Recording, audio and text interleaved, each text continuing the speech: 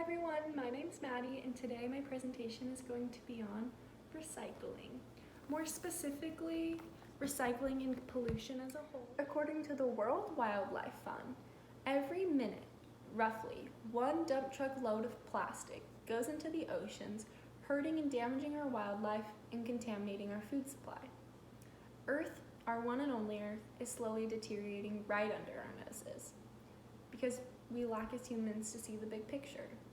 According to the Ocean Conservancy, roughly 8 million tons of plastic enter the ocean each year. A lot of people ask, where does this plastic come from?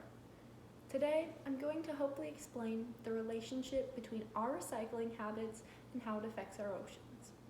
I'm also later on going to give a brief demonstration on some more of the typical recyclable objects as well as things we often mistake for as trash. We all do it, I do it, it'll be okay. Finally, I'm going to talk about why we should care as human beings.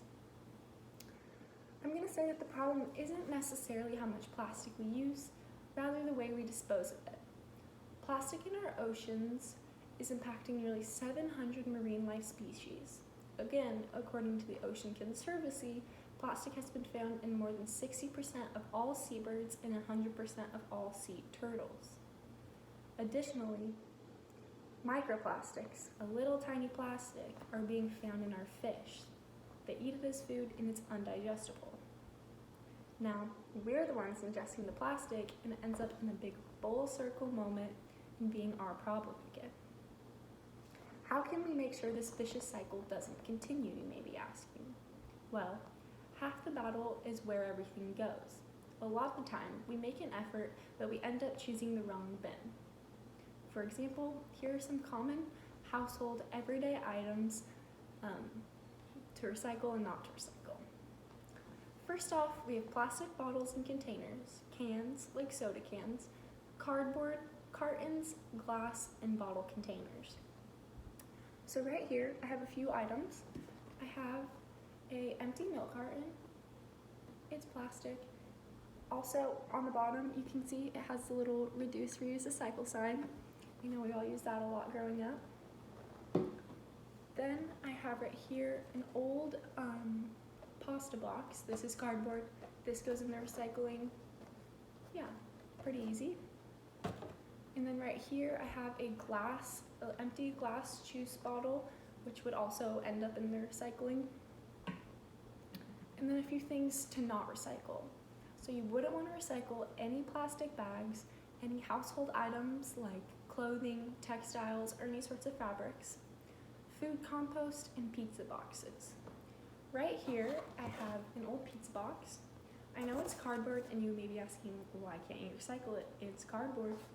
It's because the pizza grease contaminates the materials inside, and when being recycled, it'll break down the materials of other recyclable objects. And then I have a plastic bag right here from Target. I like to keep these. I don't even throw them away because I just reuse them, the whole reduce, reuse, recycle thing. Another good alternative is using reusable bags, like the mesh ones. Those are great. My mom uses them, so yeah. And finally, why should we care?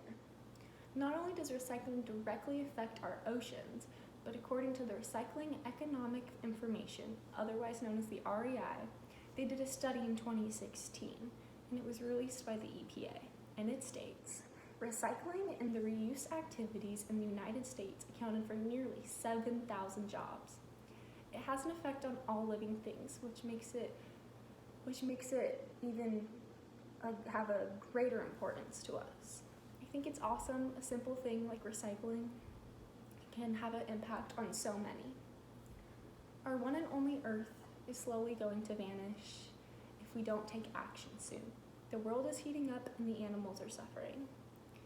A few things you can do are place blue recycling bins in your work, school, or offices. Be informed on where things go.